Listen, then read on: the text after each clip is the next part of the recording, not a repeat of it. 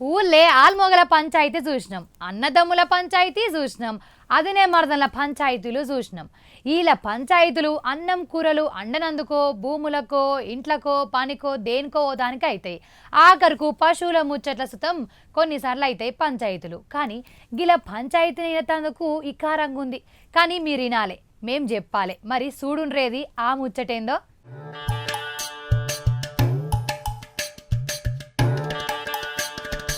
ఇది పిల్లులు తెచ్చినదంట. పక్క పక్కనే ఉండేటియట పిల్లులు. ఆయనతో కొన్ని దినాలకు ఆడపిల్లి తల్లైంది. 4 పిల్లలు పుట్టినాయట.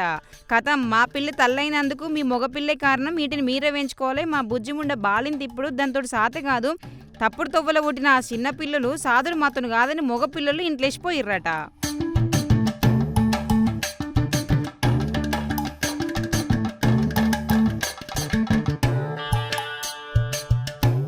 తట్ మాకేంది, మీ పిల్లిని మా పిల్లితన రమ్మన్నమా? ఇంతింత రమ్మంటే ఇల్లంత నాదే అన్నట్టు అదచ్చి మా పిల్లిని ఆగం పట్టించింది సోకుల పిల్లి. సోకుల పడ్డది తల్లైందని వీళ్ళు తిట్టిర్రట. మనుషుల బాధలు ఎక్కువైందిరా రామా అంటే పిల్లుల పంచాయతీ పెద్దగైందిగా మొత్తం మీద. అయినా ఆల్మగల పంచాయతీలు చూసినాం, పెళ్ళం ఉండంగా వేరే కథలు పడ్డలని చూసినాం. కానీ పిల్లుల పంచాయతీ కూడా గింత పెద్దగా అయిందని చూడలేదనబట్టి కొందరు.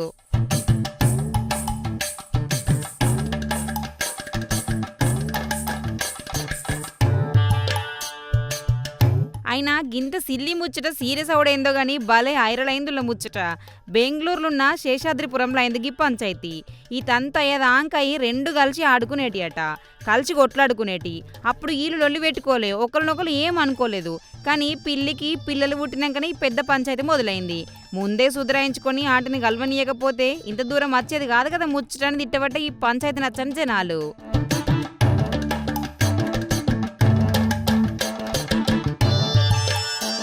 ఏమోనుల్లా పాపం ఇప్పుడు వాళ్ళు అద్దన పట్టే పిల్లి పిల్లలను, ఇక వీళ్ళు అద్దన పట్టే అమ్మ అటు బాపిటు. మరి ఎవల్తాన పెరుగుతాయో ఆ పిల్లి కూనలు. మనుషులకే కాదులా పిల్లులకు సుతం తలకాయ నొప్పులే.